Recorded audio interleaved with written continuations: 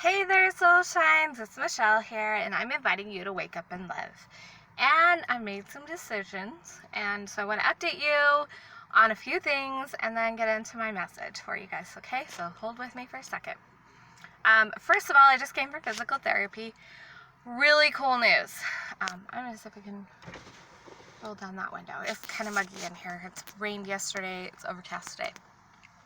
So if I walk really, really slow, my walk is so smooth and almost not a limp. And I haven't been using my crutches for a while. Yay for the updates. I had this balancing exercise that I have to do, and I stood for 45 seconds today. Almost ready for tree pose. I did have my arms out. I don't know that I could do it with my arms in that little namaste kind of pose or not, but that's really exciting for me to be able to balance on it. It makes it so that that's part of why my walking is smoother. I'm like really working in my hip muscles and stuff like that, and that's really helping. I'm really excited about it.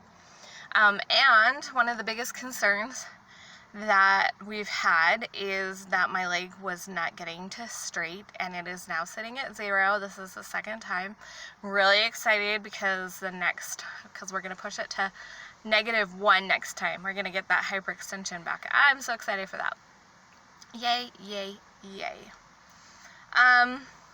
So I have been thinking, I had another channel, and I really didn't feel it. I didn't feel where it was going and everything. In my business, I am taking up, going even more into teaching. Sorry, that was a really weird sentence. But I'm going more into teaching. And I'm going to be teaching about home vision and home essence and what that is. But I'm not even going to talk more about that until next week. But I do want to start sharing on this channel more and more messages about the home vision, so probably going to do a mix. One of the amazing things about home vision is it does help with manifesting, so I'm excited about that. And I have started to really see some changes. It incorporates so many of my things that I've learned and have passion for, and it's really fun. I'm really excited about it. So be watching for that kind of stuff on this channel as well. Make sure I'm not covering the microphone. Sorry about the wiggles. Whew. Okay, any more updates? Just a really quick thing. Did you know that a few minutes every day in your home makes the hugest difference? And this week I have spent 2 20-minute periods in my kids' bedroom with them. They worked off and on. I wasn't focused on them working. I knew that they would be doing a little bit, but it wasn't a big deal. And it made the hugest difference in their room. And I'm hoping to get them into more of maintaining stuff. Today we were actually working on them being able to put their clothes away. And I've noticed, like, I did some mega crisis cleaning right after my mom died, and then I got to a point where I was ready to move into other areas. This is not even my message, but I just feel like I want to share this with you guys. As I move, like, I'll pick a room or two that I'm focusing on, usually one, but I've had one where one day I did one room and the other day I did another room, and I kind of went back and forth because both were important that week. For the most part, I pick a room, focus on it for a week, and get in 3 or 4 days of 15 minutes or so in that room, and then the next week I pick a new room. And even though my house isn't perfect, and I still am like, oh my gosh, I don't want people to see certain areas, what's amazing is that it is hugely different than it was. And I can see that in a few more months of doing this, I will get to a point where I will have very few areas that I wouldn't want somebody to see. And that's exciting for me, super exciting. So I wanted to share that with you guys because I'm just so excited. I was thinking about that as I went down to help in my kids' room this morning. Like, what a difference just that 40 minutes in their room this week has made. Okay, so my message, I was thinking about this in physical therapy. I was thinking, because I'm really practicing loving everything. As I've mentioned on here, Ho'oponopono, and if you read the comments, you'll see that Come Learn and Grow with Anne. She is so amazing. She is using Ho'opono she's listening to a mantra, she goes to sleep, and that's been huge for her. Ho'oponopono is awesome because it covers like the 3 areas of love: forgiveness, love itself, and gratitude. And the more gratitude you have, the more love you have, the more willing you are to forgive. The more you forgive, the more love you have. The more love you have, the more you want to express gratitude. The 3 things are so interrelated and they're so important, and Ho'oponopono covers all of them. It's pretty awesome. I personally don't usually use directly Ho'oponopono, but I do like to bring in all of the concepts. And I think that Ho'oponopono is great. So if you want to use that, go for it. I was thinking about it today as I was doing my physical therapy because I was decided I needed to love the pain. I mean, the thought I had was, I started saying, I love this pain, and then the thought came to me, my pain loves me. And I was thinking about that, and I was saying that, I love this pain, my pain loves me, I'm so grateful for this pain.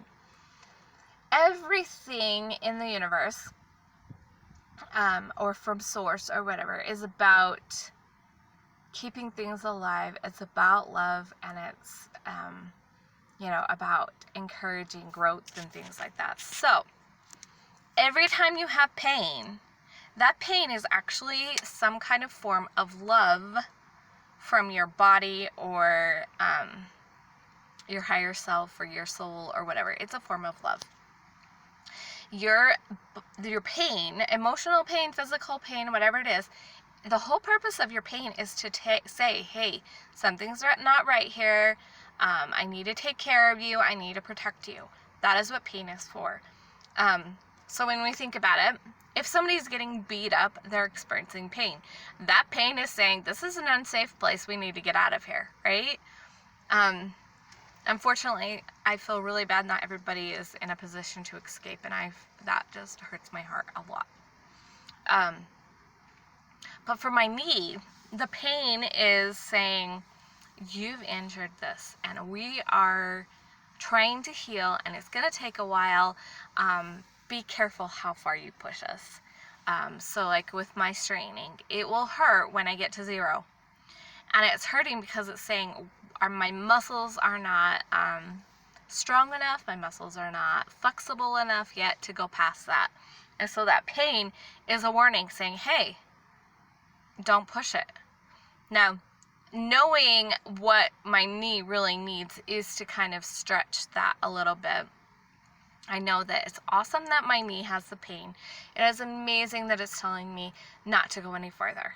And I know that I can push it just a tiny bit. Not a lot, but enough to give it a little bit more stretch, and it's going to hurt.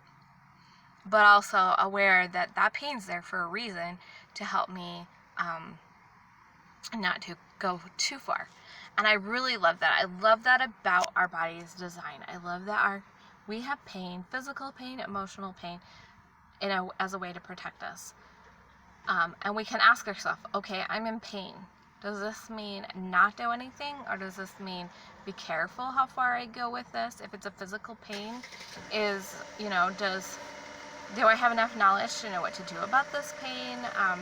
How to resolve this pain? A lot of times, physical pain is also a manifestation of something going on emotional. So we can take a moment and say, what's going on emotionally with me? I have this pain. What's going on emotionally? And that's pretty awesome too. The other thought, emotional pain. When we have emotional pain, we can ask ourselves, what's really going on? Fear is there to protect us, right? Not always truth though, right? False evidence appearing real is a common acronym for fear, because a lot of things we're afraid of, our subconscious mind says, stop, our ego or whatever, it says, stop, that's scary, don't go farther because I want to protect you and keep you alive. But we also can be aware that beyond that fear is actually something that's not only going to keep us alive, it's going to help us thrive. Our ego doesn't know that, so our ego puts up fear. But if we love and appreciate that fear and recognize that that fear is our ego loving us, how much better. So I love this fear. The fear loves me. I love this pain. The pain loves me. It's such a fascinating idea to think about, but so true, that you are in pain because your body loves you.